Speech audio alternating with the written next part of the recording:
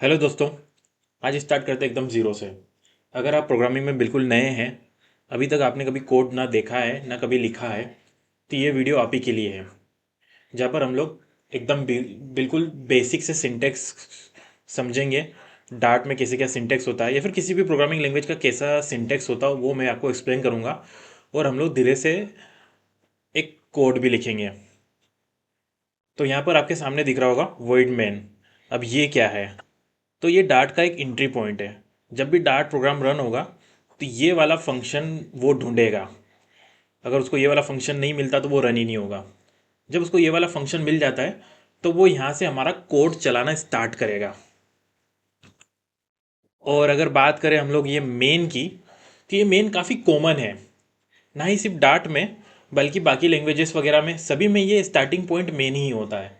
आप चाहे जावा में देख लो, सी में देख लो, सी प्लस प्लस में देखो, सभी में जो कोड का एग्जीक्यूशन जो स्टार्ट होता है वो मेन से ही होता है। अब अगर बात करें वॉइड मेन की, तो ये वॉइड मेन एक फंक्शन है। अब फंक्शन क्या होते हैं? तो जैसे फंक्शन का मीनिंग समझ सकते हो, फंक्शन क्या होते हैं? कुछ सेट ऑफ टास्क होते हैं फंक्शन में। तो वैसे ही हमारा ये वॉइड मेन भी एक फंक्शन है जहाँ पर सर्टेन सेट ऑफ टास्क होने वाले, मतलब certain set of code execute होने वाले हैं। जो भी आप कुछ करने वाले हो वो सब कुछ इसके अंदर एग्जीक्यूट होने वाले हैं। फंक्शन की डेप्थ में हम लोग जाएंगे आगे, एक उसका अलग से एक वीडियो होने वाला है। बट स्टार्टिंग में आपको केवल इतना समझने की ज़रूरत है। अब आप अब आप कंफ्यूज हो रहे होंगे कि चलो ठीक है, मेन तो समझ लिया, अब ये वॉइड क्या है? वॉइड का मतलब होता है कुछ भी नहीं, नथिंग।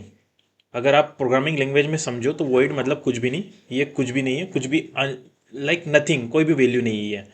और किसी भी मेथड के आगे आप इसको लगा दो तो वो एक्सप्लेन करता है कंपाइलर को कि ये मेथड कुछ भी रिटर्न नहीं करेगी, इससे कुछ भी आपको रिटर्न में वैल्यू नहीं मिलने वाली है। अब वॉइड मेन में तो कुछ भी वैल्यू रिटर्न होने वाली नहीं है, तो इसके आगे हमेशा हम लोग वॉइड ही लिखते हैं डार्ट के अंदर। बाकी लैंग्वेजेस में होता है, सी में हम लोग इंट मेन कर सकते हैं कभी कभी, बट यहाँ पर डार्ट में हमेशा वो वॉइड मेन ही रहने वाला है। हाँ, कहीं पर आप वॉइड को एस्केप कर सकते हो, डायरेक्टली मेन लिख सकते हो, मेन ओपन क्लोज ब्रैकेट। तो कंपाइलर क्या है, इनडायरेक्टली वो समझ जाता है कि अगर कुछ भी नहीं लिखा है इसका मतलब वॉइड है। अब अगर आगे बढ़े तो अब वॉइड मेन के अंदर आप प्रोग्राम की बॉडी बनाते हैं। तो उसके लिए आपको ओपन क्लोज करली ब्रेस बनाना रहता है और उसके अंदर आप आपका कोड लिखते हैं। जैसे यहाँ पर स्क्रीन पर बताया गया है, एक ओपन करली ब्रेस होता है, एक क्लोज करली ब्रेस होता है। और ओपन और क्लोज करली ब्रेस के अंदर आप कोड लिखते हो और वही कोड आपका मेन मेथड चलाएगा। मेन मेथड या मेन फंक्शन, मेथड और फंक्शन को आप कंफ्यूज मत होना। मैं कभी कभी मेथड को फंक्शन बोल देता हूँ, कभी कभी फंक्शन को मेथड बोल देता हूँ। तो जो भी आपका कोड रहेगा मेन फंक्शन का वो इस करली ब्रेस के अंदर चलेगा। ओके, अब मूव करते हैं नेक्स्ट थिंग पर, जो कि हमारा प्रिंट स्टेटमेंट। अब ये क्या है? प्रिंट स्टेटमेंट में आपको कंफ्यूज ये हो रहा होगा कि स्टेटमेंट आखिर क्या होता है। तो स्टेटमेंट ये होता है कि कुछ भी लाइन ऑफ कोड लिखा है उसको हम लोग स्टेटमेंट बोलते हैं। जैसे यहाँ पर आपको एक लाइन ऑफ कोड दिख रहा होगा वॉइड मेन के ब्रैकेट्स के अंदर, print open bracket comma, not comma, inverted comma, hello world, then closing inverted comma, closing bracket और सेमी कोलन। तो ये एक हमारा एक स्टेटमेंट है ये। अब यहाँ पर अगर आप समझना चाहो तो ये प्रिंट क्या है, सबसे पहले हम लोग समझते हैं प्रिंट क्या है। तो प्रिंट क्या है? प्रिंट एक फंक्शन है जो कि डार्ट की लाइब्रेरी के अंदर बना हुआ है। आप कहीं से भी ये प्रिंट फंक्शन को कॉल कर सकते हो, कहीं से भी कोड में से। बस ये होना चाहिए कि वो कोड रीचेबल होना चाहिए मेन मेथड के थ्रू, तो वो प्रिंट वाला चल जाएगा। तो ये एक डार्ट लाइब्रेरी का एक फंक्शन है प्रिंट, जो कि क्या करता है कि जो भी आप इसके अंदर पास करोगे उसको ये कंसोल पर प्रिंट कर देगा। जैसे कि यहाँ पर हम लोगों ने पास किया है इसके अंदर हेलो वर्ल्ड, तो वो हेलो वर्ल्ड को प्रिंट कर देगा। लेकिन आप समझ रहे हो, सोच रहे होंगे कि ठीक है, ओके, ये हो गया। तो ये सेमी कोलन क्या है यहाँ पर?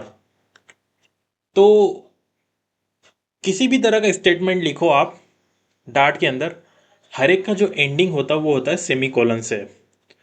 ये हमको क्या है कि डार्ट को बताना पड़ता है कि यहाँ पर हमारा स्टेटमेंट खत्म हो रहा है, ये स्टेटमेंट यहाँ पर खत्म हो चुका है, अब आप अगले स्टेटमेंट पर चले जाओ।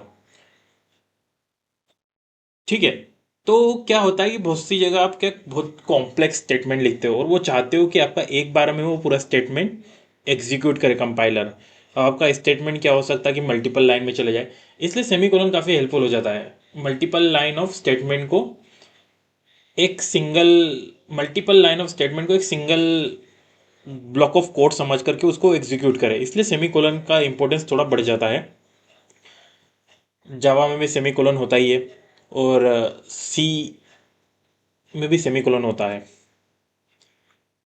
अब अगर हम लोग ये सेंटर में देखें तो यहाँ पर हो रहा है हमारा inverted comma, hello world, closing inverted coma. तो ये क्या है, जो भी इन्वर्टेड कोमा के अंदर जो हम लोगों ने लिखा है ना, ये प्रिंट वाला प्रिंट कर देगा आउटपुट पर। इन्वर्टेड कोमा ये प्रिंट नहीं करेगा, बट जो इन्वर्टेड कोमा के बीच में जो लिखा हो वो ये प्रिंट करेगा। अब डार्ट के अंदर जो भी आप इन्वर्टेड कोमा के अंदर लिखो वो एक, उसको स्ट्रिंग बोला जाता है। अभी फिलहाल आप ये मान के चलो कि इसको स्ट्रिंग बोला जाता है। स्ट्रिंग पर भी हम लोग बाद में इन डेप्थ जाएंगे, बट जो भी इन्वर्टेड कोमा के अंदर लिखा हो उसको स्ट्रिंग बोलते हैं। तो यहाँ पर अगर आप पूरा स्टेटमेंट आप देखो तो ये क्या हो गया है, प्रिंट ओपन ब्रैकेट फिर एक string closing bracket semi colon. तो ये किसी भी एक ये प्रिंट मेथड का एक ये बेसिक सा फॉर्मेट है ये, कि आपको प्रिंट लिखना है, देन ओपन ब्रैकेट, जो भी आपको आउटपुट करना है वो स्ट्रिंग यहाँ पर आ जाएगी, क्लोजिंग ब्रैकेट और सेमी कोलन। ओके, अब आप इतना समझ गए हो तो अब हम लोग मूव करते हैं नेक्स्ट स्टेप पर। अभी आपने समझ लिया वर्ड मेन क्या होता है, अभी आपने समझ लिया प्रिंट क्या होता है, तो हम लोग कोड एडिटर की तरफ मूव करते हैं। अगर आप एंड्रॉइड स्टूडियो पर यूज़ कर रहे हैं तो यहाँ पर एंड्रॉइड स्टूडियो ने हमारे लिए एक ऑटो जनरेटेड फाइल बना दी है जिसमें कुछ सैम्पल कोड लिखा हुआ है, तो इसको हम लोग डिलीट कर देते हैं। ओके, ये फ़िलहाल हमारे लिए कुछ काम की नहीं है, इसमें हम लोग बाद इसको हम लोग बाद में समझेंगे। डिलीट।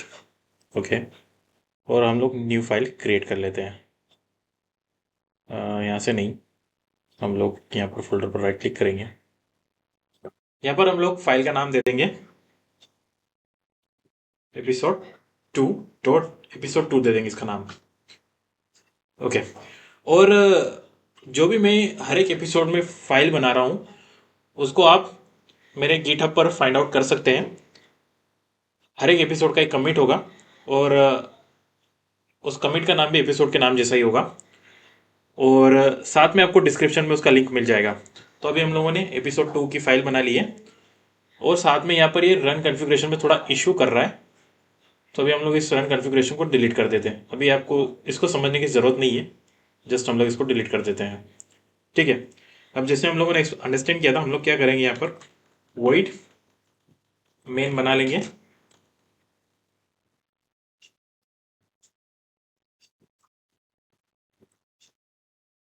ओके, तो जैसे ही हम लोगों ने वॉइड मेन बनाई, इसका थोड़ा मैं फ़ॉन्ट साइज बढ़ा देता हूँ।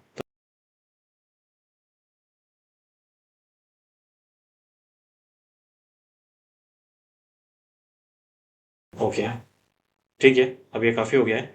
तो जैसे ही मैंने वॉइड मेन लिखा, यहाँ पर एंड्रॉइड स्टूडियो ने डिटेक्ट कर लिया और इसने रन वाला बटन बता दिया।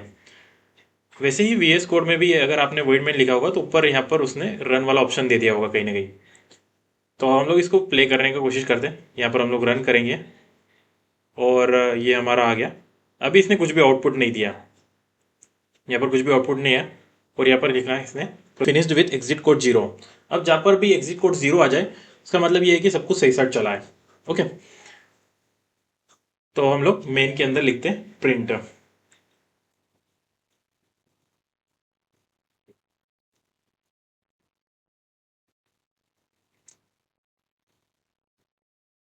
ये हम लोगों ने एग्जैक्ट कोड लिख दिया, जो कि आपको आपने जो अंडरस्टैंड किया था वही सेम एग्जैक्ट कोड लिखा है यहाँ पर।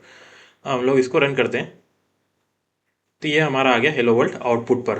तो जो भी हम लोग लिखते हैं इसके अंदर वो हमारा आउटपुट पर आ जाता है। अगर हम लोग यहाँ पर लिखेंगे हेलो 2024, अगेन रन करते हैं तो यहाँ पर ये हेलो 24 आ जाता है। ओके। और अगर आप एंड्रॉइड स्टूडियो यूज़ कर रहे हैं तो यहाँ पर आप देखो कि इसने ऑटोमेटिकली डिटेक्ट कर लिया ep2.dart। इसने देख लिया यहाँ पर कि यहाँ पर वर्डमेन लिखी हुई है और इसने ऑप्शन दे दिया। तो अगर आपको जो भी लिख रहे हो तो आपको यहाँ पर दबा करके इसे रन करने की भी ज़रूरत नहीं, आप डायरेक्टली प्ले करोगे तो वो प्ले हो जाएगा। जैसे कि मान लो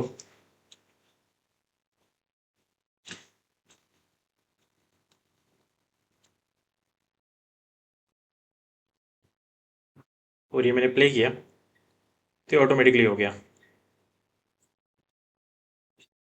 अब जो लोग एंड्रॉइड स्टूडियो पहली बार यूज़ कर रहे हैं उनको ये भी जानकर खुशी होगी कि यहाँ पर जो भी कोड आप लिख रहे हो वो ऑटो सेव है।